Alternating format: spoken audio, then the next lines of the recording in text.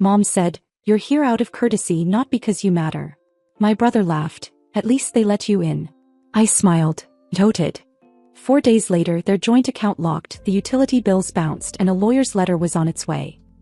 It started like every other forced celebration I dragged myself to over the last few years. Tight smiles, cold greetings, and the invisible weight of debt I never signed up for but always carried. It was Mom's 61st birthday, and I already knew what role I was expected to play.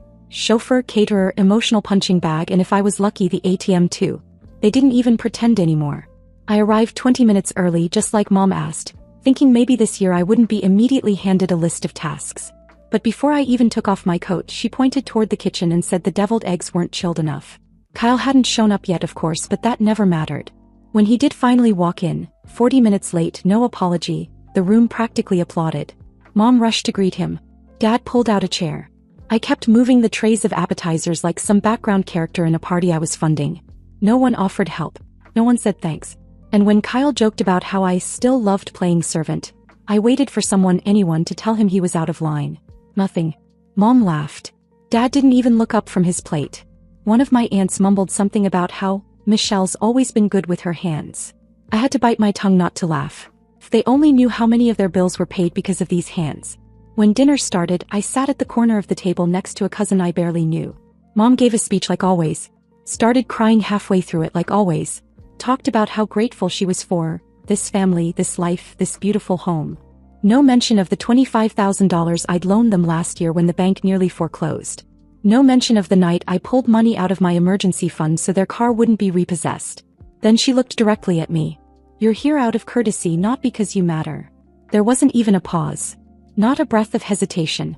Just those exact words like she'd rehearsed them. Kyle didn't miss a beat. "At least they let you in."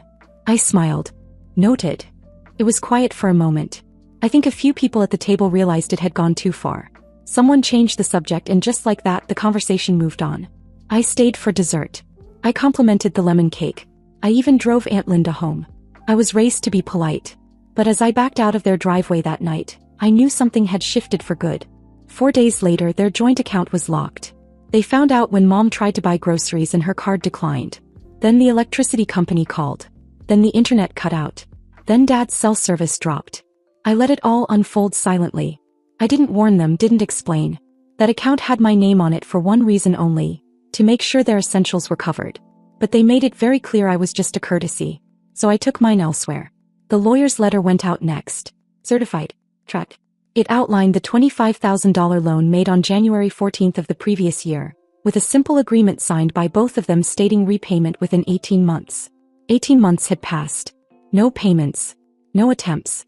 Just excuses, gaslighting, and silence. I gave them 15 business days to respond. They didn't take it seriously. Not yet. But they would. They didn't respond to the letter.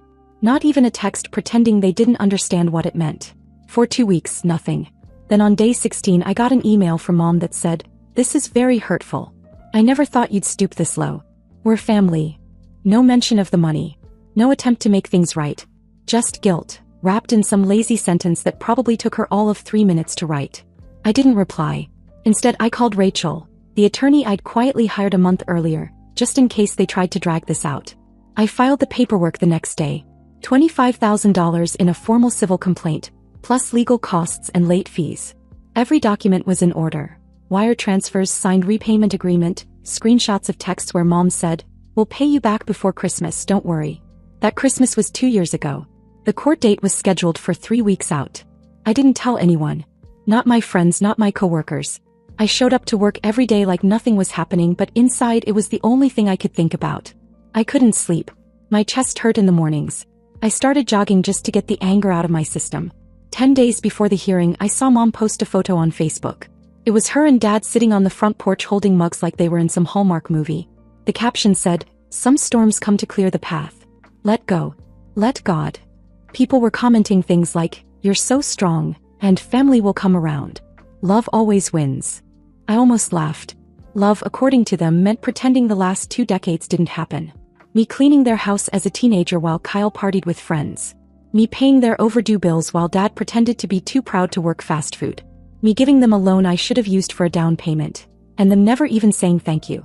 The morning of the hearing I wore black. Not to make a statement, I just didn't feel like pretending anymore. They were already seated when I walked in.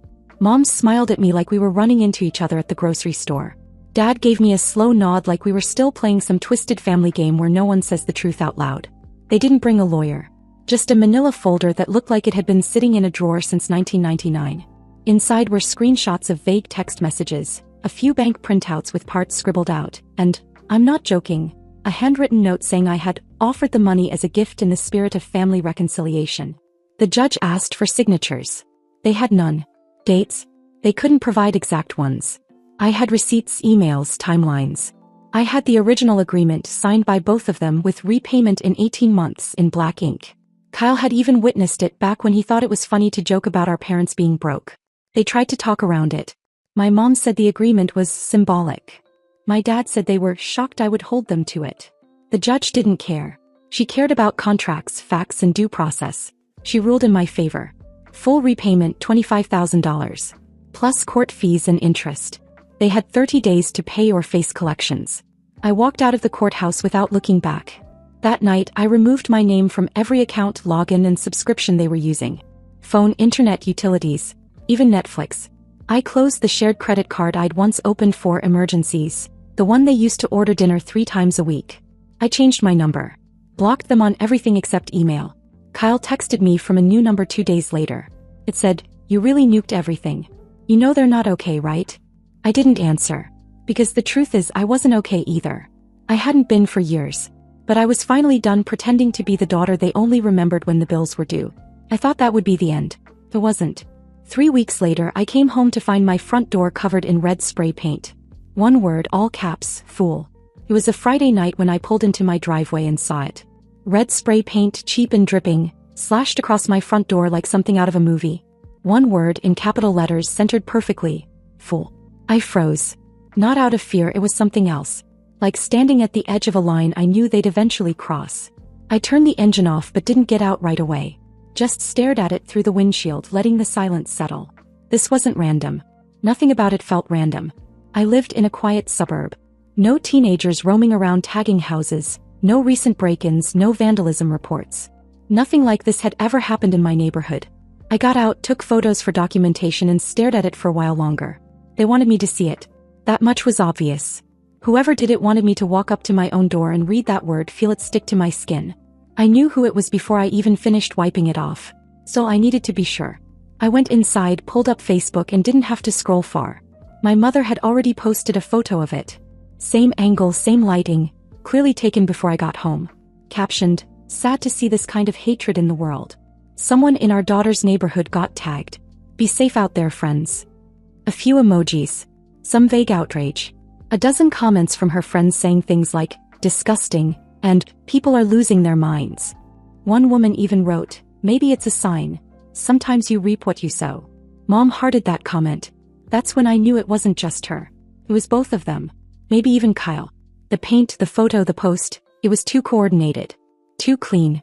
They didn't just want to hurt me, they wanted to humiliate me quietly, indirectly, while pretending to be above it all. I didn't respond. Not publicly. Not even to Kyle, who texted me later that night with a pathetic, "Saw Mom's post. Crazy stuff. Hope you're good." Hope I'm good? After helping them stay in that house for 5 years and getting stabbed in the back with a spray can? I didn't reply. Instead, I started preparing. I waited. Quietly. I let their little online circus play out. I watched as Mom kept posting her vague spiritual nonsense. Let go of bitterness. God tests the strongest. The devil works hardest when you're on the edge of breakthrough. I almost admired her ability to weaponize religion like that. A week later, Dad posted a blurry photo of their new garage paint job freshly redone with a caption that said, "Restored. Can't break us." That post got less engagement. People were starting to get suspicious. A few neighbors had begun commenting on how specific the vandalism was, how unusual it was that only their house was ever attacked. The story was cracking. I made my move 2 weeks after the original incident. Middle of the night. I wore all black, parked down the block, and walked the rest of the way. I knew their cameras were fake. Little plastic shells screwed into the siding. They never installed the real ones. I bought them 2 years ago. Their house was quiet. Porch light off. Curtains drawn. I didn't hesitate. On their garage I wrote, "Foolish hypocrite parents who use their daughter for money." Every word spelled out slowly, clearly.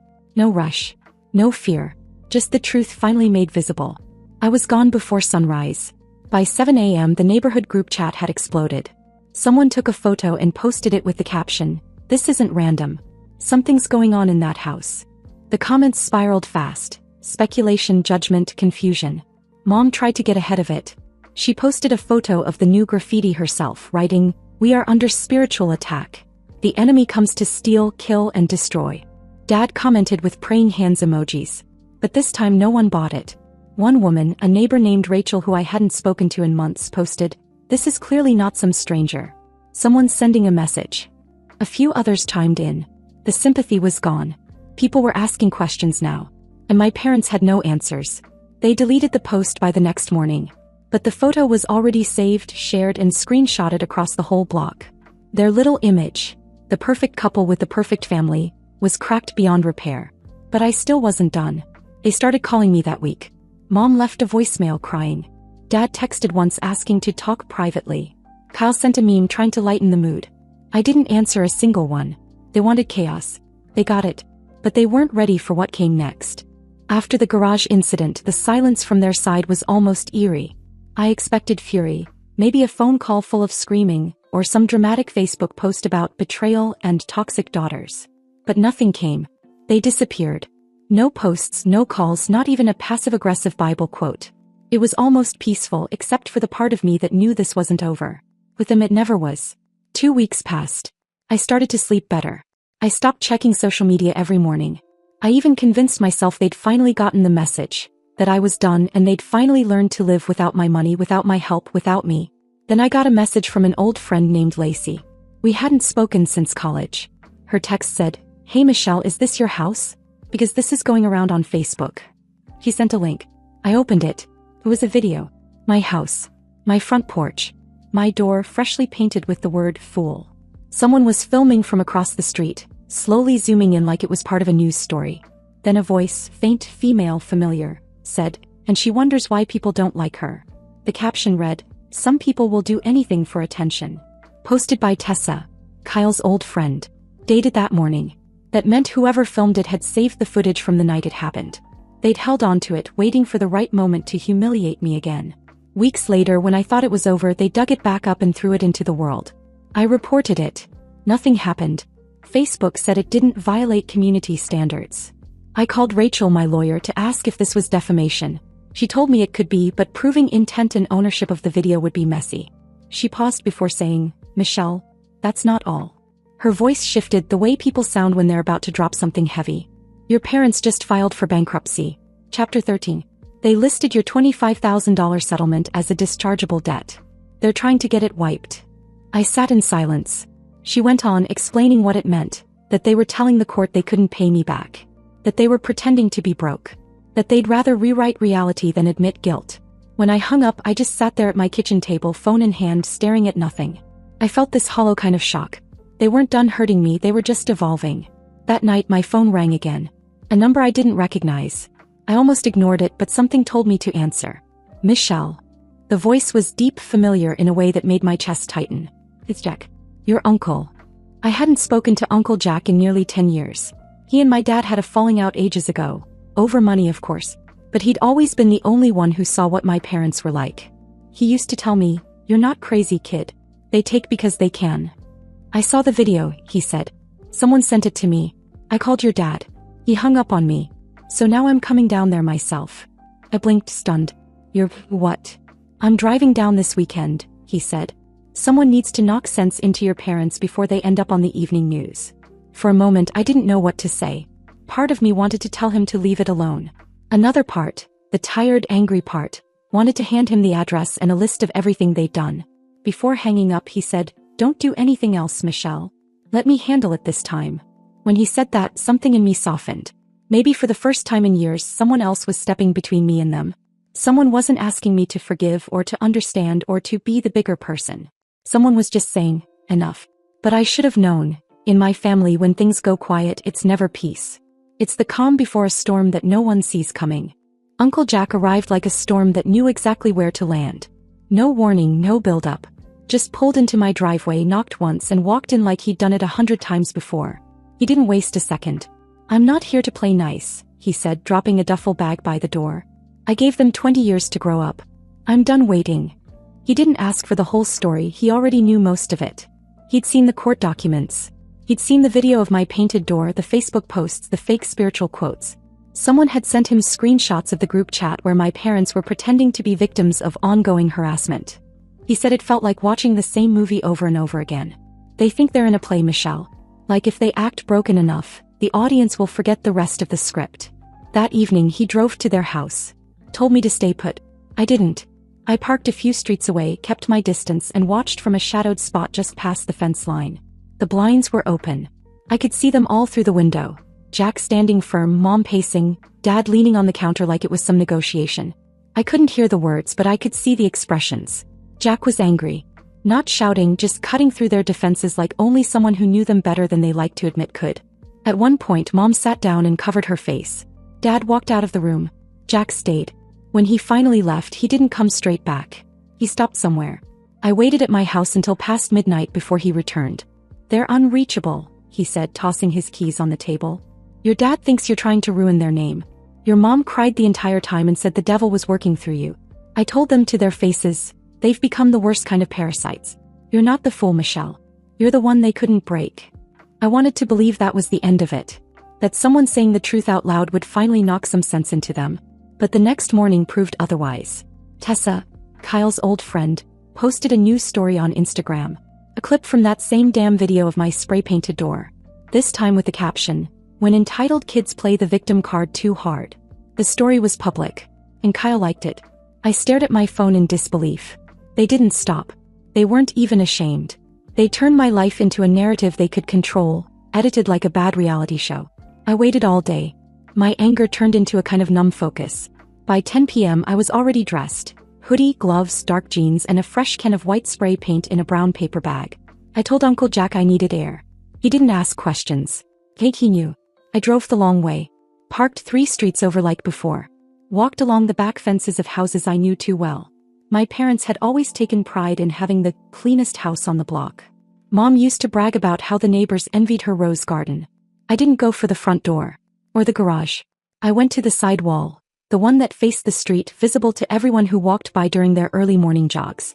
That beige wall had been repainted twice in the last 2 months. I knew this one would last longer. I took my time. Foolish hypocrite parents who used their daughter for money. The letters were blocky, sharp, and clean. I outlined every stroke twice. Underneath, I added one more line. Ask them about the $25,000. I tossed the can into their recycling bin on the way out. By morning it was everywhere. Photos on the neighborhood Facebook page. Screenshots on Instagram. Even a post on a local Reddit thread titled, "Suburban Drama Gets Real." People were done pretending. The comments were nothing like last time. This wasn't random. You don't get messages like that unless there's truth behind it. Someone's daughter had enough. Good. Mom tried to write a statement. A long, rambling post about spiritual warfare and family betrayal. She turned off comments within an hour.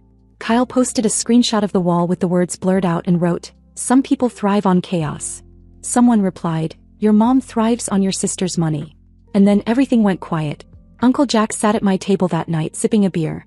"You done?" he asked. I nodded. Not because I felt peace, but because there was nothing left to say. They had built a lie, lived in it for decades, and painted me as the villain the moment I stopped paying for their house of cards. But the walls spoke louder than they ever could. And for the first time in my life I didn't feel like the fool. I felt like the one who finally stopped playing along. I thought that would be it. The spray paint, the public exposure, the silence afterward. It felt like the natural end.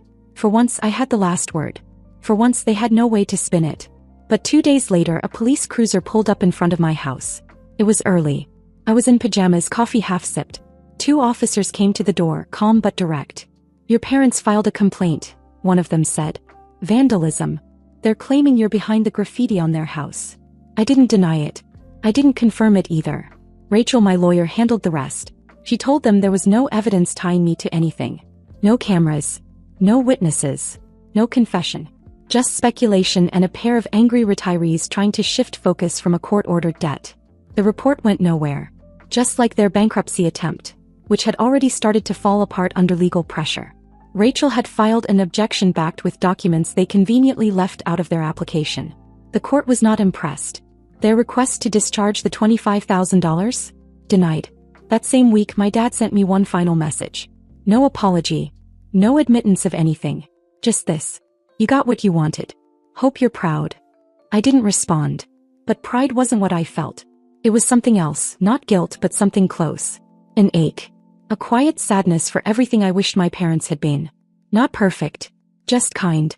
Honest. Fair. I didn't want revenge. I wanted peace. I just finally stopped pretending I could have both. Uncle Jack called again a few nights later. They're spiraling, he said. Your dad thinks everyone's turned against him. Your mom's been crying nonstop. They're blaming me for corrupting you. He paused. I can talk to them again. Try to calm them down. I agreed. Not because I thought it would fix anything, but because I was tired. I didn't want them showing up at my door. I didn't want more videos, more paint, more games. He went over there the next day. Talked to them for an hour. Didn't try to defend me. Just told them they needed to stop. That it was over. That if they pushed any further, they'd lose the last bit of dignity they had left. That night I received a text from an unknown number. It was Mom. We are sorry for how things have been. We won't bother you anymore. No punctuation. No warmth. But maybe somewhere in there a sliver of truth. I didn't reply. I sat with it for a long time thinking about everything. About the girl who used to clean their house while her brother played video games. About the young woman who bailed them out without ever being asked. About all the birthdays, the family dinners, the holidays where I showed up only to be reminded I didn't really belong. I blocked the number the next morning. Not out of spite. Out of necessity. I stopped checking their Facebooks. I removed mutual friends. I changed my email. The distance wasn't just emotional anymore. It was physical, digital, permanent. Uncle Jack left 2 weeks later. Before he did, he hugged me and said, "You did what they never expected. You stopped needing their approval." I didn't cry when he drove off. I just stood there watching, realizing how rare it is to have someone who sees you without conditions. It's been 3 months now. No more messages. No more paint. No more bills to cover. I hear things through whispers, that Kyle moved back in with them, that they stopped going to church, that Mom still swears she doesn't know why. Michelle snapped. But I don't care. I loved them. Deeply. That's what made it all so hard. That's what made it take so long to finally walk away. But I did. And that's where it ends.